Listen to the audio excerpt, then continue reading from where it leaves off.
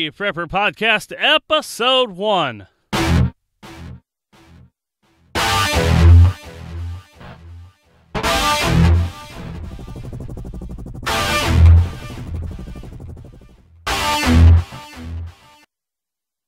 We've got to know whether or not their president's a crook.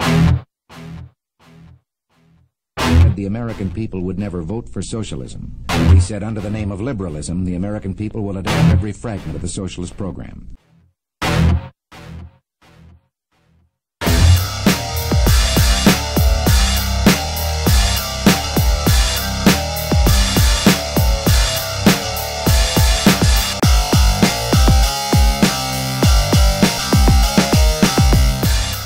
The Prepper Podcast is an up-to-date survival podcast based on military, wilderness, and modern-day survival and may be found at theprepperpodcast.com.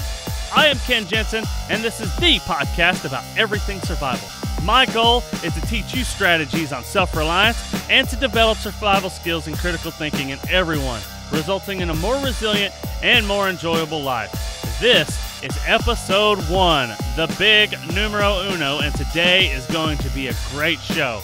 I'm going to discuss all the reasons that you should prepare, and I'm going to introduce my podcast and myself. The show notes for today can be found at theprepperpodcast.com/001. The / goes from the top right-hand side to the bottom left-hand side if you are trying to figure out whether it's a slash or a backslash. The slash is usually underneath your question mark if you want to know which one that is. So go to theprepperpodcast.com/001 or theprepperpodcast.com/why survival. You can find my show notes at either one of those links. I create redirects so that you guys can easily find my show. For the housekeeping, I want to let you guys know that you can all be guests on my show. If you would like to be a guest on my show, go to theprepperpodcast.com/guests. Make sure that you include "the" in the title. That would be http://theprepperpodcast.com/guests. Go ahead, go over there, fill out that form, and you can be a guest on my show. Because I love having listeners as guests on the show. Make you part of the show, because this is your show. And if you don't want to be a guest on my show and you would just like to have feedback on my show, if you want to call me and ask me any questions, record your question, you can email that to me. You can email Ken at theprepperpodcast.com or assistant at theprepperpodcast.com or even feedback at theprepperpodcast.com. All right? Any of those will come into my inbox. I can take that recording. I can answer your questions on the podcast. And it is what it is. So if you would like to leave feedback, go to my feedback line. That would be 978-KNOWS-IT. Just dial 978-KNOWS-IT. 978-KNOWS-IT. If you don't have letters, you can call me at 978-566-9748. All right? Once again, because this is the first episode, I'm going to repeat it. 978-566-9748. Or you can visit my website at theprepperpodcast.com, and you can click the green banner on the right-hand side. All right? And you can find me on Facebook, Google+, and Twitter. If you put in theprepperpodcast.com / and then you add the word Facebook, or you type out Google+, or you type Twitter. Behind that, it will redirect you straight to my pages on Facebook, Google+, and Twitter. I just wanted, because this is the first episode, I want to let you guys know about all the things that you can connect to me on. All right? I want you guys to be very involved with this show as this show goes on, because I think this show will be much, much better if you guys start becoming part of the show. I want to make you part of the show. A better way of saying that would be, I want to make this show your show, not my show. So I would love to bring you guys on as guests. I'd love to answer your feedback. I will pepper that stuff in on all my episodes. All right, so now for today's discussion, why do you need to prepare? Well, I'm going to go ahead and go through all the reasons real quick. Natural disasters, human disasters. You got the end of the world as we know it, which is called TEOTWAWKI. All right, you'll hear that in the prepper spaces. And those are the main three categories. Now, as far as natural disasters, you got storms, tornadoes, hurricanes, floods, home fires, coronal mass ejections. All right. Now, if a storm comes through, it can knock down your power. A tornado comes through, it's going to knock out your power. It could blow your house down. It could do any of that. So you need to be prepared for power to go. Now, hurricanes, it's the same thing. It could knock out your power. It could flood your house. You need to be prepared for your power to go away. All right. You need to be prepared for your ability to obtain food to go away. All right. You got floods. You got home fires, so you could lose your house. So even though you haven't lost, or even though it's a regional disaster or it's a local disaster, it's still a disaster and it still ruins your life. Okay? So the idea is to have things in place so that you can make it through things like storms. I mean, just being able to make it 72 hours in your home. That's a huge thing. That's better than 95% of people out there. So storms, just be prepared.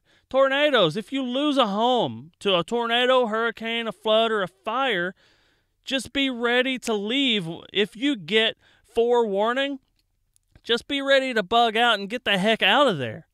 All right? And if you lose your house, just have places that you know that you'll be able to stay. Places you're welcome. A bug out location could even be your apartment. Okay? And then there's another natural disaster called a coronal mass ejection, which is all kinds of charged particles getting shot from the sun into our atmosphere, and our atmosphere usually takes up all that, but it can't always take up every bit of that. So the coronal mass ejection, it can induce current in the wires and stuff, and it can take the grid down by exploding transformers and causing breakers to trip. So you've got to be prepared for that as well, even though that's not a likely scenario compared to all the other ones, like storms, tornadoes, hurricanes, floods, and fires. Now, we also have human disasters, things like fights. All right, we're just talking like a basic fight or mugging. Now, I know that these aren't considered disasters, but if you're the person that's stuck in the middle of all this, it is a disaster to you. So you get into a fight, or if you're being mugged, or there's a burglary that's happening at your home, or if we even go into war, or if we have a nuclear accident from nuclear power. These are all different things that can mess up your day. They could definitely mess up your day.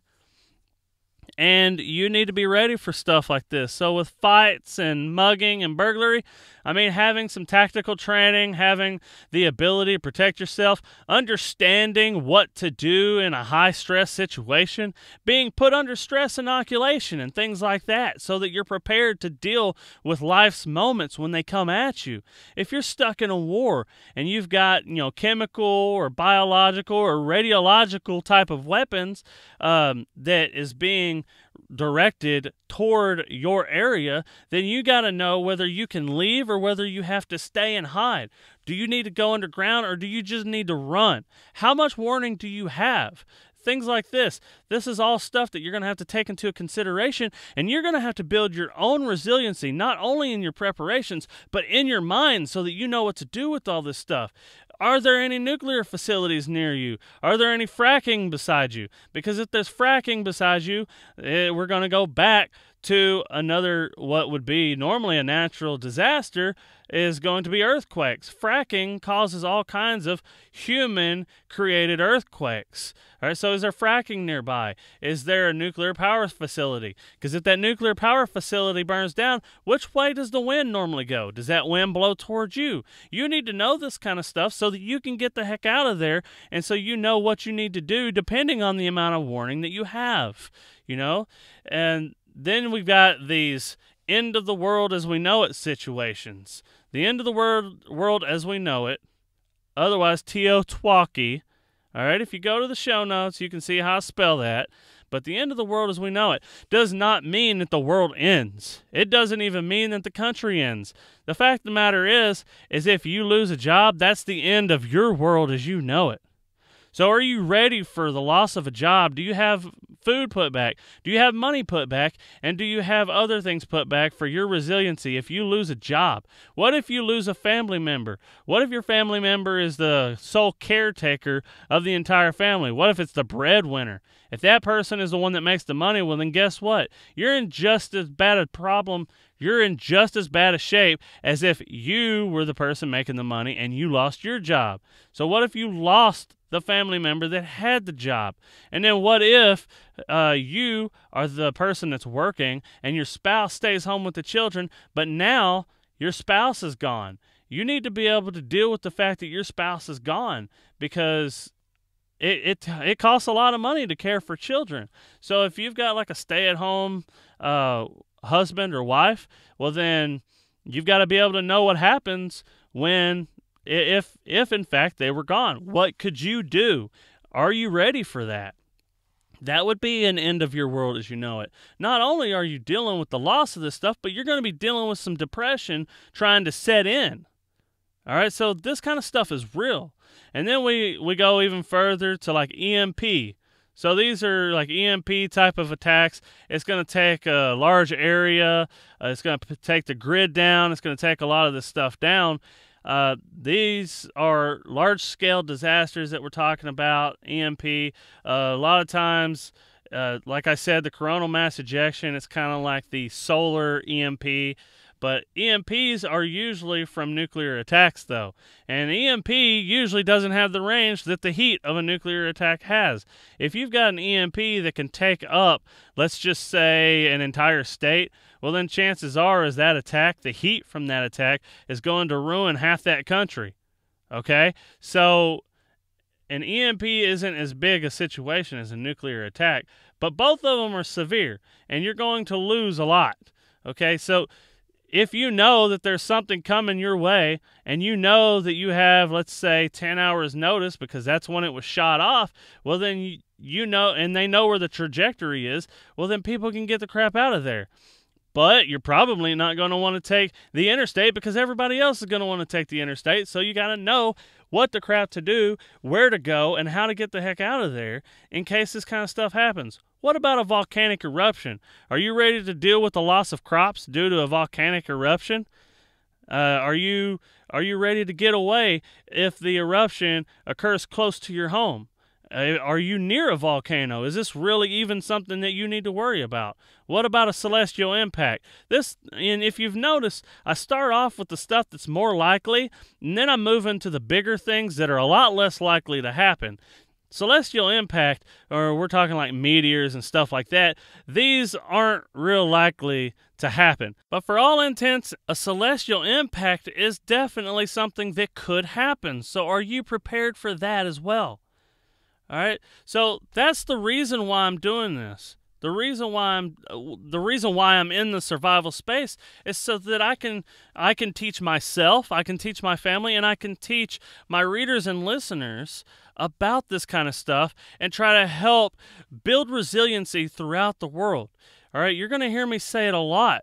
You're going to hear me say that the Prepper Podcast is an up-to-date survival podcast based in military, wilderness, and modern-day survival. So it's got all of those aspects mixed in there. I like to pepper it in so that you're ready for just about everything. And then you'll hear me say that I want to teach you strategies of self-reliance so that you can build a more resilient and more enjoyable life. Because, you know, you don't think about the air that you breathe until you cut off the oxygen supply. Then you're thinking real hard about the air, but it's too late. There's no supply there. So what we're doing is we're building resiliency so that we don't have to fear the things that can happen. We know that we know what to do, and we know that our chances of survival are a lot higher than they would normally be. That is the reason why I'm doing this. I have a blog. It is at cleversurvivalist.com. Okay, cleversurvivalist.com is my blog, and you can go over there and check that out. And I've been blogging longer than I've ever, I've blogged a lot before I started my podcast. All right, I have that blog, but here's the thing. I can't interview people on that blog very easily. I can't get your opinions in that blog very easily. All right? Some people are too busy to read blogs. I mean, they don't want to sit down and spend 5 or 10 minutes just staring at a computer screen reading the things that I type. So what can I do instead so that I can teach you guys that you need to be resilient in all these different situations? Well, I could provide you with an audio podcast that you can take, you can put it in your car, and you can drive, like as you're going to work, you can listen to my podcast. As you're working in the garden, you can listen to my podcast. If you're going out for a jog and you enjoy listening to podcasts, well, guess what? It's a perfect time to listen to a podcast. Just don't turn it so far up that you can't hear the cars and stuff like that, okay? But for your driving to work, podcasts are perfect. I mean, instead of wasting your time just sitting there staring at the road, why aren't you learning something from podcasts? All right? So all a podcast is a broadcast that's sent to you via an RSS feed. So I don't care if that's iTunes or Stitcher Radio or anything like that.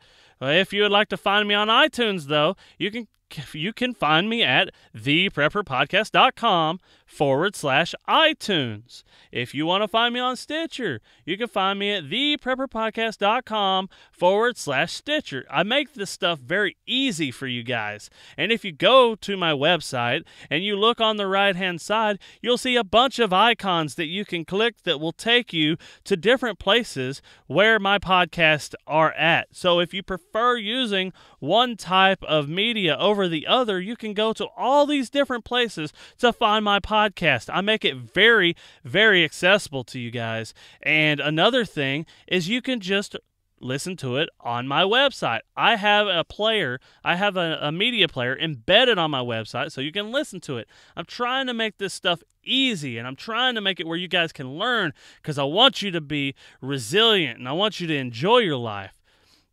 Now about me. As a kid, I grew up hunting and stuff like that. I spent a lot of time in the woods with my father. All right, we went camping and stuff like that all the time. We started off camping for like a night. And then, well, actually, we started off camping in the backyard. But then over time, he would take me out for a day. He would take me out for 2 days and 3 days. And we even got up to going out for a week. We would take like MREs and stuff like that, and we would have them with us just in case. But the whole idea is we would kill our own food. And yes, nowadays, if you did that, a lot of times you'd be doing things out of season and you'd end up getting in trouble with the game warden, which I think is incredibly stupid. You know, that if you're survival camping, I think you should be able to kill as long as you're planning on eating right then. I mean, laws that take rights away from individuals are stupid laws indeed. Law is supposed to protect the rights of the people, not take them away. But apparently, that's all we can do nowadays is take away the rights of people. But back to what I was saying. As a kid, I ended up doing a lot of survival camping with my father and stuff like that. And I grew up and I became more and more involved in survival, more interested in wilderness survival. And then one day I started to kind of turn all that into urban survival because I started to realize how bad our economic system is here and how bad the global economic system is. Everything is pointing toward a dark place, and I want to be ready for that when it happens. I don't freaking run my life scared that the system's going to collapse. But what I do is I take slow and steady actions. I take actionable steps, and I try to teach you actionable steps that you can take so that you can be prepared for anything that comes your way.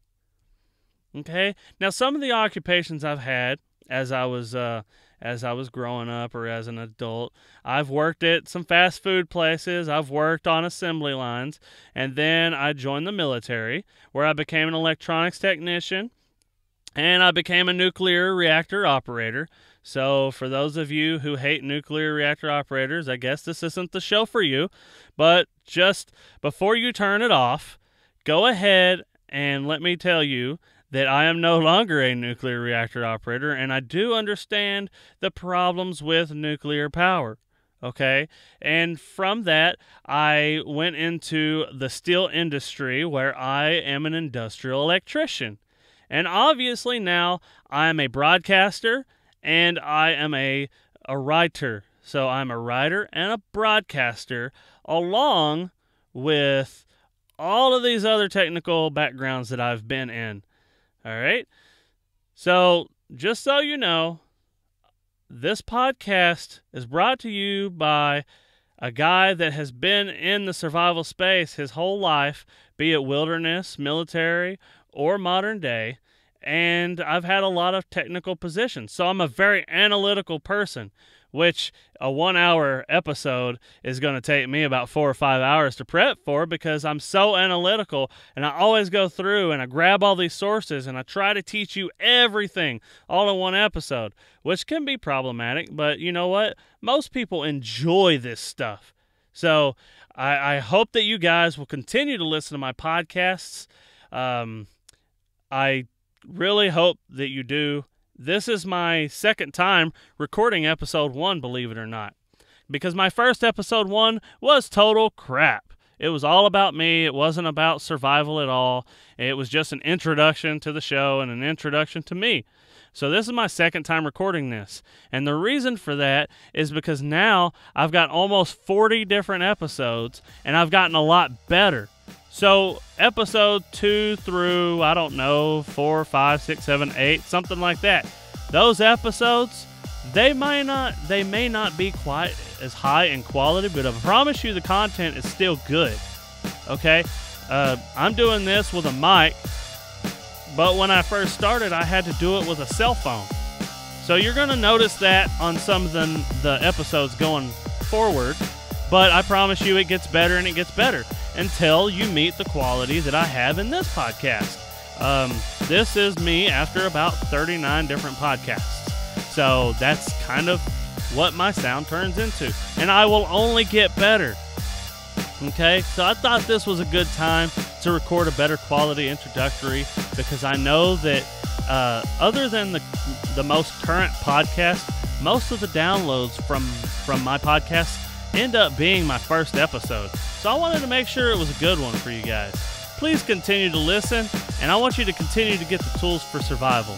So this is the end of this podcast. I hope I kept it short enough for you. I hope I made this podcast entertaining enough for you, and I hope that you learned something today, because every day I want to teach you something of value. If you only learn one thing in every single episode, it is worth the time. It is always good, and you should always learn every day. A day in which you are not moving forward, you are not staying still, you are moving backward. So you either move forward or backward. So let's take some forward steps together throughout the rest of this podcast. And with that, this was Ken Jensen of theprepperpodcast.com teaching you strategies on self-reliance so that you can build a more resilient and enjoyable life. Have a wonderful week. This is Ken, signing out.